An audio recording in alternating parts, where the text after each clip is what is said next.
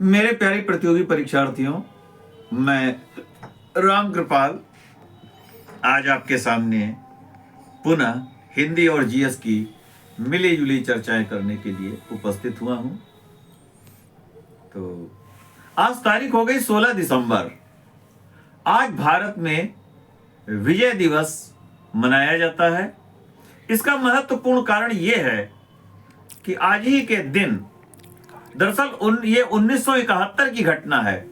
1971 में जो पूर्व पाकिस्तान था, जो कभी भारत का हिस्सा पूर्व बंगाल कहलाता था, वो इलाका जो है पाकिस्तान में चला गया था। और तो यहां पर जो है बांग्ला भाषा के प्रश्न को लेकर के ये 21 फरवरी की घटना है। 21 फरवरी को तमाम पूर्व बंगाल के बंगाली, हालांकि वो इस्लाम के मतावलंबी थे, लेकिन उनकी भाषा थी बांग्ला। देखिए, भाषा अलग है, संप्रदाय अलग है, कल्चर अलग है। जैसे अरब की भाषा अरबी, तुर्की की भाषा तुर्की, ईरान की भाषा फारसी। भारत में कई भाषाओं के मिली जुली शैली का विकास हुआ और उर्दू कह सकते हैं। तो जो पूर्व बंगाल था, वहां के लोगों ने इस्लाम तो स्वीकार कर लिया था, लेकिन अपनी भाषा और अपनी कल्चर नहीं छोड़ पाए थे। तो भाषा के प्रश्न पर इन लोगों ने एक आंदोलन भी किया था। वहां के एक नेता थे, उनको शेख मुजीबुर रहमान, उनको प्रधानमंत्री नहीं बनाया गया था और अवामी लीग के नेतृत्व में उन्होंने अपना आंदोलन प्रारंभ किया। ये पूर्व पाकिस्तान, जो कि अब बांग्लादेश कहलाता है, उस समय की घटना, उस समय की बात है। 1971 में उस पाकिस्तान के सैनिक शासक थे जनरल यहिया खान। तो उन्होंने अपना ध्यान लोगों का, मतलब पाकिस्तान का या बांग्लादेश की जनता का ध्यान बांटने के लिए भारत पर ऑपरेशन चंगेज खान के नाम से आक्रमण कर दिया। विवश होकर के फिर भारत को भी जवाबी कार्रवाई करनी पड़ी। उस समय भारत के थल सेना अध्यक्ष थे जनरल मानेक शाह, बहुत बड़ा नाम है उनका, होमरूज जी, फ्राम जी, जमशेद जी, मानिक शाह। तो भारत को भी जवाबी कार्रवाई करनी पड़ी और अंततः एक ब्रिगेडियर थे भारत के, जगजीत सिंह अरोड़ा, उन्होंने ऐसा घेराबंदी की, युद्ध भी हुआ और लगभग 90,000 से ज्यादा पाकिस्तानी सैनिकों को आत्मसमर्पण करना पड़ा। और उनके उस समय सेना अध्यक्ष थे जनरल, जिन्होंने आत्मसमर्पण पत्र पर हस्ताक्षर किए, जनरल अमीर अब्दुल्ला खान नियाजी, जिनका 2004 में इंतकाल हो गया। तो बांग्लादेश आजाद हो गया और शेख मुजीबुर रहमान वहां के पहले प्रधानमंत्री बने, जिनकी पुत्री है शेख हसीना वाजिद। इस समय बांग्लादेश में जो हो रहा है आप लोगों को पता ही होगा। चलिए, तो इसी अवसर पर भारत में विजय दिवस मनाया जाता है 16 दिसंबर को। यह 1971 की घटना है। उस समय भारत की प्रधानमंत्री थी श्रीमती इंदिरा गांधी, जिनको सदन में दुर्गा की भी उपाधि दी गई थी। और भारत के राष्ट्रपति उस समय थे 71 में महामहिम वाराहगिरी वेंकट गिरी। 71 की बात है। तो देखें, जो मुझे जानकारी थी मैंने आपके समक्ष रखी। अच्छा, अब आगे चलते हैं।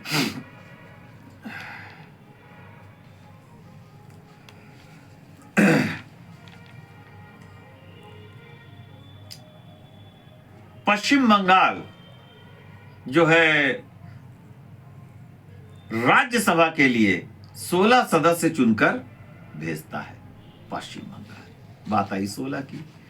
जैन धर्म के 16वें तीर्थंकर हैं शांतिनाथ और इनका प्रतीक चिन्ह हिरन है।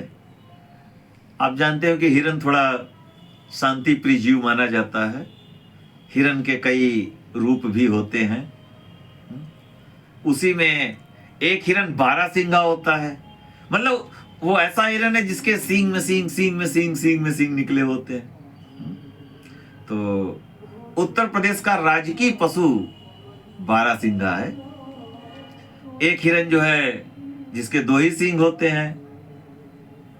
एक हिरन की जो सबसे बड़ी प्रजाति है वो सांभर मानी गई है।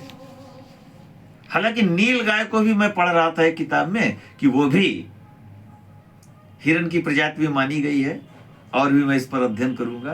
देखिए, मैं अध्ययन करता रहता हूं तो जानकारी दे सकता हूं। क्या आपने भौंकने वाले हिरन का नाम सुना? कोई हिरन ऐसा भी है जो भौंकता है? सुना आपने? है? नहीं सुना? देखिए, एक भौंकने वाला हिरन होता है जिसको कहते हैं काकड़। तो बचपन में मैंने एक किताब पढ़ी थी, नरभक्षी बाघिन का शिकार। उसमें काकड़ के विषय में उन्होंने बताया था लेखक ने। फिर लखनऊ का जो प्राणी उद्यान है उसमें मैंने जाकर काकड़ को देखा, तो और भी कंफर्म हो गए। ठीक है, तो हिरन की कई प्रजातियां हैं। हिरन, अच्छा, और एक कस्तूरी मृग वाला हिरन होता है। एक ऐसा हिरन होता है जिसके पेट में कस्तूरी होती है। ये केदारनाथ में पाए जाते हैं, कहा भी गया है। तो खैर, मैंने जो हिरन के विषय में जानकारियां थी दी, और शांतिनाथ जी के विषय में दी जानकारियां। 16वें तीर्थंकर। भारतीय संविधान का अनुच्छेद 16 क्या कहता है मालूम है? अनुच्छेद 16 कहता है लोक नियोजन में सभी नागरिकों को समान अवसर दिए जाएंगे।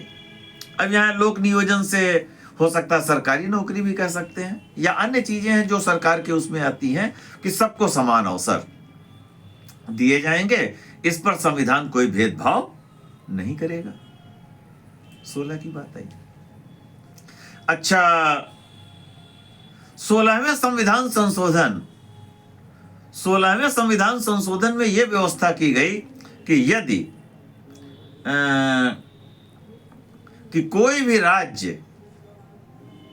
भी जो राज्य है वो भारतीय संघ से अलग नहीं हो सकता है। ये 16वें संविधान संशोधन के द्वारा ये व्यवस्था की गई। अच्छा, तो आइए कुछ और चर्चाएं करते हैं, और कुछ यदि मुझको याद आएगा 16 के विषय में तो आपको जानकारी दूंगा। हाँ, चलिए, 16 में एक याद आई।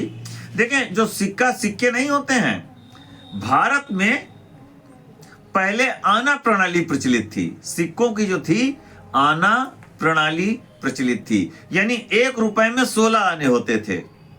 लेकिन 1 अप्रैल 1957 से 1 अप्रैल 1957 से दशमलव प्रणाली प्रारंभ हुई, यानी 1 रुपए में 100 पैसे वाली है। ठीक, मान लो प्रश्न आ जाए कि कौन सी प्रणाली प्रचलित थी? आना प्रणाली, 16 आना है। चलिए आगे चलते हैं।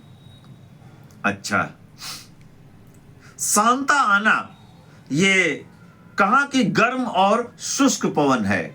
शांता आना यह संयुक्त राज्य अमेरिका के कैलिफोर्निया प्रांत में प्रवाहित होने वाली गर्म और शुष्क पवन है। कैलिफोर्निया प्रांत। देखिए, जहां तक मुझे जानकारी मिल रही है कि कैलिफोर्निया प्रांत में ये जो राष्ट्रपति के चुनाव के लिए इलेक्टोरल बोर्ड बनाया जाता है, तो सबसे ज्यादा इलेक्टोरल बोर्ड की संख्या कैलिफोर्निया प्रांत से ही आती है। अच्छा, चलिए आगे चलते हैं। मिस्ट्रल नामक जो है ये ठंडी पवन है। मिस्ट्रल, तो ये कहां बहती है? ये देखें, आल्प्स पर्वत पर उत्पन्न होकर फ्रांस में रोन नदी की घाटी में बहती है। फ्रांस की रोन नदी की घाटी में बहती है मिस्ट्रल पवन। ठीक, पवन तो जानते होंगे कि हवा का पर्यायवाची होता है पवन है? अच्छा, चलिए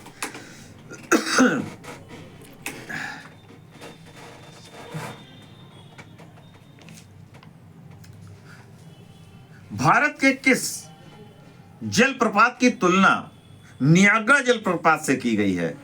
जो चित्रकूट जलप्रपात है, चित्रकूट जलप्रपात, ये काफी चौड़ा जलप्रपात है भारत में और इसकी आकृति घोड़े के पैरों जैसी है।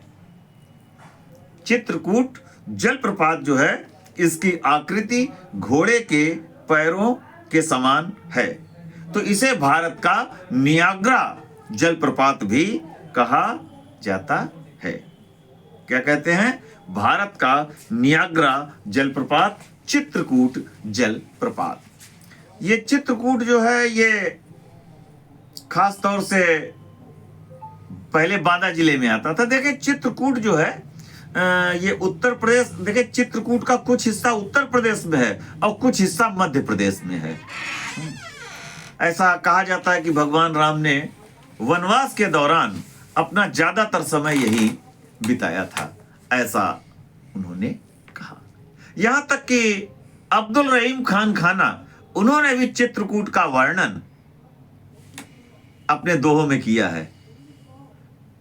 और शायद जैसा उन्होंने कहा कि जब जहांगीर के समय उनको सम्मान नहीं मिला, उनको निकाल दिया गया, तो बताते उन्होंने भी चित्रकूट में अपना समय बिताया था। अब कैसे बिताया ये तो बड़ा विचारणीय प्रश्न, लेकिन उनका दोहा जो है, जो उन्होंने स्वयं कहा, वो मैं आपके सामने बता रहा हूं। मान लीजिए प्रश्न आ जाए तो गलत नहीं होगा, ये हिंदी का प्रश्न है।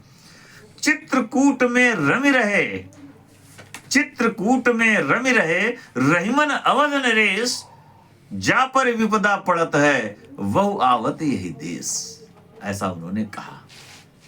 तो भाई अकबर के समय तो उनका बड़ा मान सम्मान हुआ, नवरत्न है, लेकिन बेचारे जहांगीर चूंकि उनसे बड़ा जलता था अंदर अंदर, तो उसने उनका सब छीन लिया था, कारागार में भी डाला।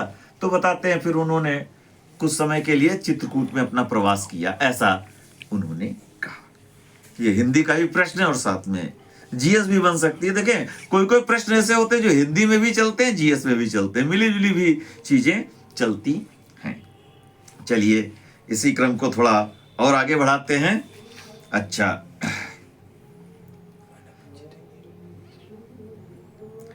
ये थोड़ा खांसी आ जाती है। अच्छा, वैसे तो भारत में चावल का कटोरा कहलाता है छत्तीसगढ़, लेकिन दक्षिण भारत में चावल का कटोरा कहते हैं तंजावुर को। तंजावुर पड़ता है तमिलनाडु में, चोलों की राजधानी भी रही है तंजावुर। अच्छा ये बताइए, यूरोप के ये तमिलनाडु में प्राचीन काल में एक राज्य था पांड्य राज्य। तो यूरोप के किस विद्वान ने, किस यात्री कह सकते हैं, यूरोप के किस यात्री ने पांड्य राज्य का भ्रमण किया और वो चीन के कुबलया खान के दरबार में ज्यादातर समय रहा? कौन है वो, बताएं? कौन है वो, बता सकते? कौन है, बताएं बताएं।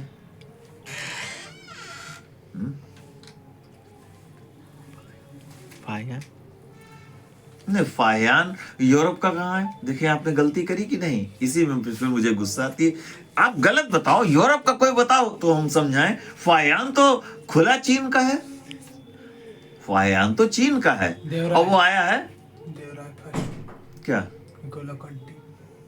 तो हाँ, निकोलो कोंटी देवराय फर्स्ट के कार्यकाल में है, लेकिन मैंने चर्चा की पांड्य राज्य की, और देवराय का कार्यकाल जो शासन था वो तो कर्नाटक की ओर था। हमने पांड्य राज्य की बात की है कि वो यात्री चीन के कुबलया खान के दरबार में ज्यादातर रहा है, चीन के शासक। वो वेनिस या इधर का था, स्विट्जरलैंड साइड का। मार्को पोलो, मार्को पोलो ने कहां की यात्रा की? पांड्य राज्य की यात्रा की है, और ज्यादातर किसके दरबार में रहे हैं? कुबलया खान के दरबार में। कुबलया खान उनको वापस नहीं जाने देता था, इतना प्रभावित था।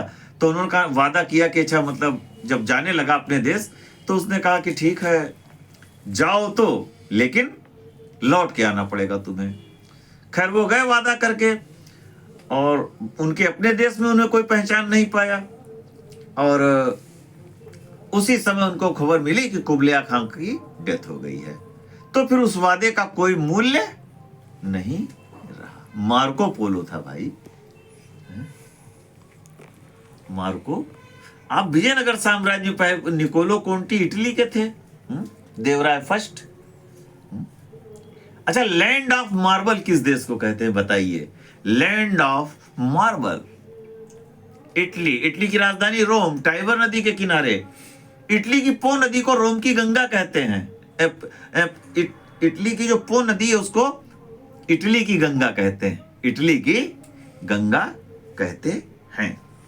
अच्छा, जय अवधेय, सिंह सेनापति, मेरी जीवन यात्रा, वोल्गा से गंगा, ये किसकी कृतियां हैं? राहुल सांकृत्यायन। इन्होंने आदिकाल को, हिंदी में आदिकाल का जो समय है आदिकाल, उसको सिद्ध सामंत काल कहा है, राहुल सांकृत्यायन। ठीक है, इन्होंने घूमने पे बहुत बल दिया है कि अगर व्यक्ति घूमे, भ्रमण करे तो उससे भी ज्ञान मिल सकता है। बहुत लोग कहते हैं घूमने में क्या लेना है, घूमने से जो ज्ञान मिलता है, नहीं, बहुत से कंप्यूटर भी घूमते हैं, किताब रखे साथ में, पढ़ते जा रहे हैं और देख भी रहे हैं चीजें, और कुछ काम की चीज लगी तो नोट कर ली। पढ़ाई से बिल्कुल समझौता नहीं करना चाहिए, क्योंकि समय निकल जाएगा, फिर मन पछताई है, अवसर बीते। चलिए, भारत में राष्ट्रीय मूंगफली अनुसंधान संस्थान कहां है? जूनागढ़, गुजरात। जूनागढ़, गुजरात। ये बादाम मानी गई है, बादाम। वैसे एक बादाम वो भी होती है खाने वाली, और एक मूंगफली को भी बादाम की श्रेणी में रखते हैं। अच्छा, ये बताइए, शरीर में, जैसे शरीर है, ऐसा कौन सा हार्मोन है जो मूत्र को नियंत्रित करने का काम करता है? वैसे तो जो यूरिन है, मूत्र है, ये प्रमस्तिष्कीय अंतता द्वारा भी संचालित होती है। इसी कारण जो है व्यक्ति अपनी इच्छा अनुसार मूत्र को रोक भी सकता है। हाँ, लेकिन एक सीमा है, एक सीमा से ज्यादा अगर रोकेगा तब तो फिर दिक्कत होगी, लेकिन हाँ, थोड़ी बहुत देर वो रोक सकता है। अच्छा, ऐसा कौन सा हार्मोन है कि जो मूत्र को मतलब यूरिन ज्यादा लगती है, यूरिन कम लगती है, तो ऐसा कौन सा हार्मोन है? ADH hormone, anti diuretic hormone, Hindi में कहेंगे प्रतिमूत्रक यंत्र। होता क्या है, जब व्यक्ति पानी ज्यादा पी लेता है तो एडीएच हार्मोन जो है उसकी जो है क्रिया मंद पड़ जाती है, और जब एडीएच हार्मोन की क्रिया मंद पड़ती है तो व्यक्ति को यूरिन यानी मूत्र ज्यादा आने लगता है। और जब व्यक्ति पानी कम पीता है, पानी की कमी होती है उसके शरीर में, तो एडीएच हार्मोन की क्रिया तीव्र हो जाती है और व्यक्ति को यूरिन कम लगती है। ये मैंने बहुत शॉर्टकट बताया है, तो बहुत सी बातें इसमें। यानी एडीएच हार्मोन की क्रिया तीव्र तो यूरिन कम लगेगी, और एडीएच हार्मोन की क्रिया मंद पड़ी तो मूत्र यानी यूरिन ज्यादा लगेगी। ठीक, चलिए। अच्छा, श्वेत क्रांति का संबंध किससे है बताइए? श्वेत क्रांति, दुग्ध उत्पादन। दुग्ध उत्पादन, भारत में मिल्कमैन या दुग्ध क्रांति के जनक कौन कहे गए? डॉक्टर वर्गीस कुरियन। ठीक, चलिए। अच्छा, वर्मी कल्चर का संबंध किससे है? केचुओं से। केचुए का जो शरीर होता है इस तरीके का होता है, आगे मतलब पहले थोड़ा आगे सरकेगा, तो बिखंड भी कहते हैं केचुए को। केचुए को प्रकृति का हरवाहा कहते हैं, अरस्तु ने माना है इसको। अरस्तु ने केचुए को प्रकृति का हरवाहा भी बताया है। हाँ, क्या पूछ रहे हैं? मातुर, जोर से बोलो भाई। अच्छा, ठीक है, इशारों से बात ना करो। देखो, सही सही पूछो, जोर से पूछो ना, फिर टाइम हम सही पूछोगे हम तुरंत बताएंगे। आपने सुना आप लोगों ने क्या पूछा? इन्होंने पूछा है कि संस्कृत एक कर्नाटक का कौन सा गांव ऐसा है जहां आज भी लोग संस्कृत में ही बातचीत करते हैं? तो उस गांव का नाम है मातूर। उस गांव का नाम है मातूर, कर्नाटक का गांव है। वैसे कर्नाटक की भाषा कर्नाटक की भाषा है कन्नड़, और यक्षगान वहां का लोक नृत्य है। ठीक, मातूर गांव है। संस्कृत है, संस्कृत में व्याकरण तो खैर बहुत ही ज्यादा है, प्राचीन भाषा है भाई। अच्छा, चलिए, बाबा बुदिन की पहाड़ियां ये कहां पे हैं? कर्नाटक। यहीं पर भाई कहवा का बहुत उत्पादन होता है। कहवा यानी काफी, आप लोग पीते होंगे, थोड़ा थोड़ा पीते रहिए। अच्छा वैसे तो काफी या कहवा के बागान सबसे पहले कर्नाटक के चिकमंगलूर नामक स्थान पर लगाए गए थे।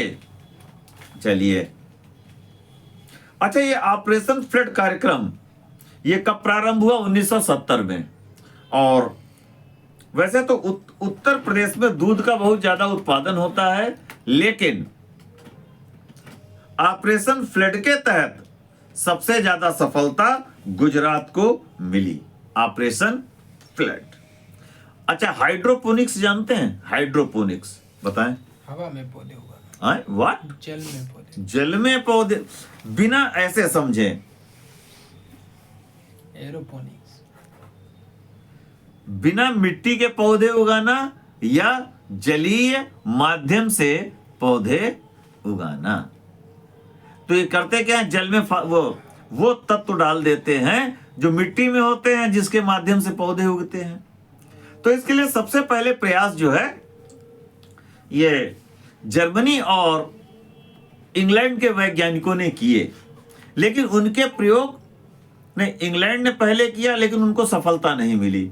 फिर जर्मनी ने किया, लेकिन उनका प्रयोग केवल प्रयोगशालाओं तक ही सीमित रहा। अब ये बताइए कि कहां के वैज्ञानिक ने सफलता पाई? कौन सा देश है वो? कौन सा देश है ऐसा बताओ? यूएसए। हाँ, यूएसए, संयुक्त राज्य अमेरिका। वहां के वैज्ञानिक हैं प्रोफेसर WF गैरिक। उन्होंने सर्वप्रथम जलीय माध्यम से पौधे उगाने में सफलता पाई। और कौन सी सब्जी उगाई इसके माध्यम से? टमाटर। हाँ, जोर से बोल दें। टमाटर। टमाटर, लाइकोपिन। लेकिन रोज टमाटर की सब्जी खानी नहीं चाहिए। रोज नहीं खानी चाहिए, कभी कभी खाए सर। अच्छा, खैर, तो और ये हाइड्रोपोनिक्स नाम किसने दिया? प्रोफेसर WF गैरिक ने। ठीक, जलीय माध्यम से पौधे उगाना। अच्छा बताइए, भारत में अंतरराष्ट्रीय सौर ऊर्जा संगठन का मुख्यालय कहां पे है? गुड़गांव, हरियाणा। और इसमें वो सदस्य बनाए जा रहे हैं कि जो कर्क रेखा और मकर रेखा के बीच में पड़ते हैं, और वहां गर्मी बहुत ज्यादा पड़ती है, मतलब काफी धूप निकलती है। तो उस धूप को कैसे यूटिलाइज किया जाए, ये इस संगठन का उद्देश्य है। और इसका श्रेय किसे दिया जा सकता है? इस संगठन को बनाने का श्रेय बताएं। नरेंद्र मोदी। वर्तमान प्रधानमंत्री श्री नरेंद्र दामोदर दास मोदी जी जो हैं, ये उनको श्रेय दिया जाता है कि वो इसके लिए काफी प्रयास कर रहे हैं। भाई, प्रयास किया जाता है, कोशिश तो कर ही रहे हैं, बाकी तो फिर इसके लिए उन्होंने काफी भाई प्रयास किए। देखें, किसी की आलोचना करना बहुत आसान है, लेकिन किसी से कुछ सीखना बहुत कठिन है। हम भी बैठे बैठे कर सकते हैं, आप हमारी कर सकते हैं आलोचना, अरे ये क्या है। लेकिन यही प्रश्न जब कंपटीशन में आते हैं, और कहता तब वही कैंडिडेट कह सकता है काश उस समय सुन लिया होता। वही देखते कि उनके साथ बैठने वाला निकल गया सर्विस में और वो चुप घर पे बैठे हैं। तो देखिए, कंपटीशन में खिलवाड़ नहीं करना चाहिए। जो चीज आपको बताई जा रही है, सुनेंगे तो आप लाभ लेंगे, और नहीं सुनेंगे तो कोई बात थोड़ी ना। मैं ये कार्यक्रम इसलिए नहीं करता हूं कि मेरे फॉलोअर बढ़ जाएं, वो हो जाए। मेरा सिर्फ उद्देश्य है कि आपका सिलेक्शन हो, यही मेरा उद्देश्य है, यही केवल राम कृपाल का उद्देश्य है। अब इसको आप जो भी समझें, बाकी तो मैं अपनी तारीफ अपने आप नहीं कर रहा हूं, ये तो मैं स्वांता सुखाय के लिए काम कर रहा हूं। चलिए आगे बढ़ाते हैं इसी कार्यक्रम को। ये ब्रह्मपुत्र नदी किस भारतीय राज्य में सबसे पहले प्रवेश करती है? अरुणाचल प्रदेश। अरुणाचल प्रदेश का पुराना नाम था नेफा, पुराना नाम था नेफा। ठीक, चलिए अच्छा,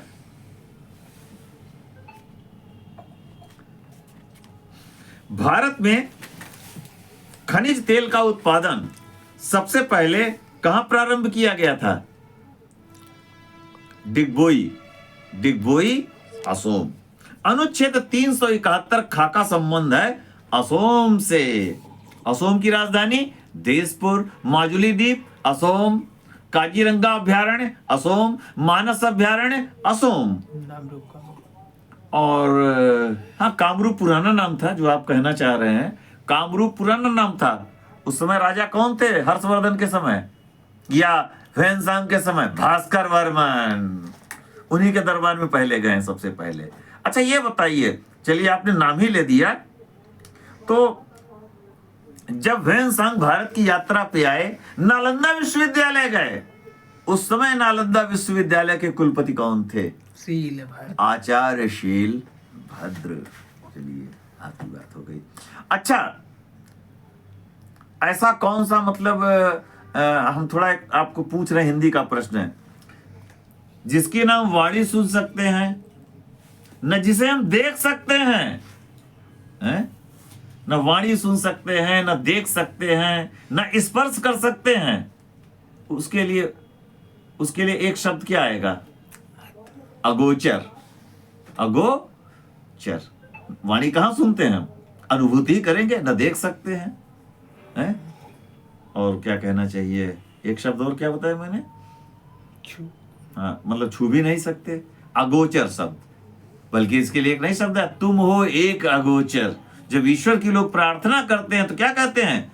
तुम हो एक अगोचर। ईश्वर को कौन देख पाया? कोई नहीं। चलिए आगे चलते हैं भाई, हिंदी भी थोड़ी थोड़ी हम बीच में ले लेते हैं। अच्छा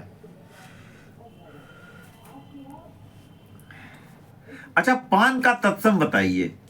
पान का तत्सम, पानीय। पान का तत्सम पानीय, पान का है तत्सम। अच्छा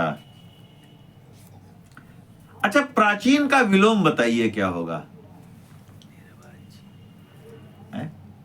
वैसे तो आपका दिमाग नवीन की ओर जाएगा, सही है, लेकिन अर्वाचीन करेंगे तो और भी ज्यादा सही है, अर्वाचीन कर देंगे तो और भी ज्यादा सही हो जाएगा। ठीक है भाई, हिंदी है, उसमें भी तो कई चीजें चलती रहती हैं। ये पिंडारियों का दमन किसने किया? जोर से बोले। पिंडारियों का दमन। पिंडारियों का दमन किस गवर्नर जनरल के समय हुआ है? देखिए, पिंडारियों का दमन हुआ है, वैसे पिंडारियों के विषय में मैं कभी ज्यादा समय दूंगा, लेकिन अभी मैं केवल शॉर्टकट बता रहा हूं। पिंडारियों का दमन किया है लॉर्ड हेस्टिंग्स ने, लॉर्ड हेस्टिंग्स ने। देखें, उस समय पिंडारी काफी बढ़ गए थे, तो उसके लिए उन्होंने एक विशाल सेना बनाई और पिंडारियों को चारों ओर से घेरा गया। उस समय पिंडारियों के नेता ये हो गए थे, करीम खान, बसील मोहम्मद और चीतू। हालांकि एक अमीर खां का भी नाम आता है, लेकिन अमीर खां वास्तव में वो पिंडारी नहीं थे, एक बड़ी सेना लेके चलते थे। तो उनसे जो है लॉर्ड हेस्टिंग्स ने अपने दूतों के माध्यम से बात की, तो अमीर खान ने अपनी सेना भंग कर दी, बदले में उन्हें टोंक का नवाब बनाया गया है, लेकिन वो पिंडारियों में नहीं आएंगे। करीम खां की बात आई तो जब पिंडारियों को चारों ओर से घेरा गया तो करीम खान ने आत्मसमर्पण कर दिया। तो उन पर भाई कृपा दृष्टि हो गई अंग्रेजों की, बदले में उन्हें गाजीपुर में छोटी सी जागीर दे दी गई। उन्होंने अपना जीवन बसर किया। फिर एक बने बसील मोहम्मद। बसीर मोहम्मद चारों ओर से पराजित होकर के सिंधिया के पास आए। अंग्रेजों के दबाव में सिंधिया ने अंग्रेजों को सौंप दिया और जेल में ही जो है बसीर मोहम्मद ने क्या किया, जहर खा लिया। अब कौन बचे, चीतू। चीतू बेचारे अकेले पड़ गए जब सब पिंडारी समाप्त पड़ गए। जंगलों में जो वो भटक रहे थे चीतू, तो उनको एक चीता चट कर गया। ये रहा पिंडारियों का। तो लॉर्ड हेस्टिंग्स, याद रखें वारेन हेस्टिंग्स अलग हैं और लॉर्ड हेस्टिंग्स अलग हैं। चलिए, लॉर्ड हेस्टिंग्स से में इतने कार्य हुए हैं। नेपाल के साथ युद्ध, नेपाल ने आत्मसमर्पण किया, और पिंडारियों का दमन और मराठों की अंतिम पराजय, ये लॉर्ड हेस्टिंग्स के समय हुई। लेकिन इसके लिए हम समय फिर, और जब हमें मिलेगा समय तो हम और भी आपको विस्तृत रूप से जानकारी देंगे, क्योंकि मुझे समय थोड़ा कम मिल पाता है। ठीक। अच्छा, इस्लामिक सहयोग संगठन, इसका मुख्यालय कहां पे है? इस्लामिक सहयोग संगठन, इसका मुख्यालय बताइए कहां पे है? सऊदी अरब। सऊदी अरब में कहां? जिद्दा। जेद्दा। जेद्दा हवाई अड्डा जो है, ये काफी बड़ा हवाई अड्डा है, विश्व का मानते हैं। तो जेद्दा में जो है इस्लामिक सहयोग संगठन का मुख्यालय है, और इसका सदस्य वही बन सकता है जिसकी जनसंख्या में 50% से अधिक इस्लामी आबादी रहती है। ठीक, जेद्दा। ये जहां तक मुझे जानकारी है कि 1926 में सऊदी अरब वर्तमान रूप में आया। पहले अंग्रेजों का कुछ नियंत्रण रहा, फिर स्वतंत्र हो गया था। अच्छा, ये बताइए, जैसे नहरों का देश पाकिस्तान को कहते हैं, नदियों का देश किसको कहते हैं? नदियों का देश बताइए। नदियों का देश। अगर हम एशिया की बात करें तो बांग्लादेश। अगर एशिया की बात करें, वैसे तो और भी देश होंगे। प्लेटो ऑफ जाट किसे? महाराजा सूरजमल। महाराजा सूरजमल भरतपुर के राजा थे। ठीक है, इनके विषय में भी जानकारी आपको देंगे। अच्छा, ये बताइए, मुद्रा का अवमूल्यन, इसका मतलब क्या हुआ? अपनी मुद्रा, विदेशी मुद्रा की तुलना में अपनी मुद्रा का मूल्य कम कर देना। विदेशी मुद्रा की तुलना में अपनी मुद्रा का मूल्य कम कर देना। तो ऐसी स्थिति कब बनी? पहली बार 1949 में भारतीय मुद्रा का अवमूल्यन हुआ, 1949। फिर 1966 में भारतीय मुद्रा का अवमूल्यन हुआ, फिर 1991 में भारतीय मुद्रा का अवमूल्यन हुआ था।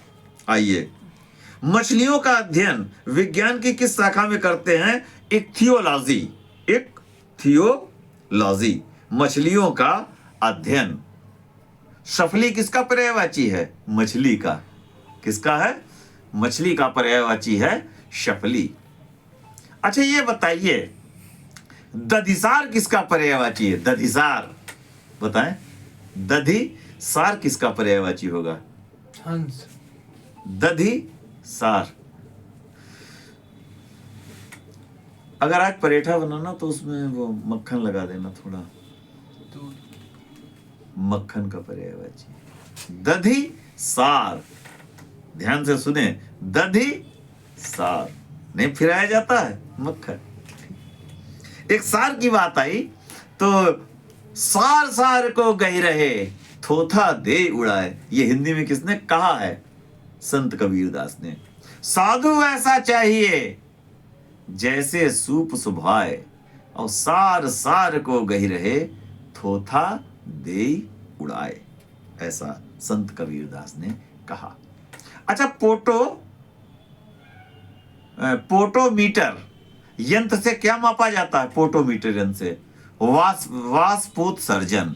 वाष्पोत सर्जन, ये पोटोमीटर यंत्र से मापा जाता है। अच्छा, ओडोंटोलॉजी, ये तो आप जानते होंगे, फिर भी बताए दे रहे हैं। ये दांतों से संबंधित अध्ययन होता है। अच्छा, गुर्दों का अध्ययन, ये विज्ञान की किस शाखा में करते हैं? नेफ्रोलॉजी। नेफ्रोलॉजी, गुर्दों का अध्ययन, नेफ्रोलॉजी। अच्छा, पेलेंटियोलॉजी, इसमें किसका अध्ययन करते हैं? पेलेंटियोलॉजी, जीवाश्म विज्ञान। जीवाश्म विज्ञान, एक जाने माने जीवाश्म विज्ञानी हुए हैं प्रोफेसर बीरबल साहनी। तो प्रोफेसर बीरबल साहनी जीवाश्म विज्ञान संस्थान जो है ये लखनऊ में है। ठीक। अच्छा, पेडोलॉजी, इसमें किसका अध्ययन करते हैं?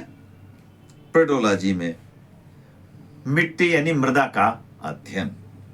अच्छा, ये बताइए, जंगल बचाओ मानव बचाओ ये आंदोलन किसने चलाया था? जंगल बचाओ मानव बचाओ, ये आंदोलन चलाया था बाबा आमटे ने। बाबा आमटे। अच्छा, मयूर लोक नृत्य कहाँ का है? मयूर लोक नृत्य उत्तर प्रदेश, विशेषकर ब्रज क्षेत्र में ऐसा होता है। देखिए, अब संकेत आ गए हैं कि समय का कार्यक्रम, मतलब अब इतना ही समय है, तो मैं अपने कार्यक्रम को अब धीरे धीरे समापन की ओर ले चल रहा हूं। तो अब आज मैं आपको इतना ही समय दे पाया हूं, और फिर मैं कोशिश करूंगा आपके सामने उपस्थित हूं। तो चलते चलते मैं राम कृपाल आपको धन्यवाद देता हूं। आपने इतनी देर मेरी बात सुनी।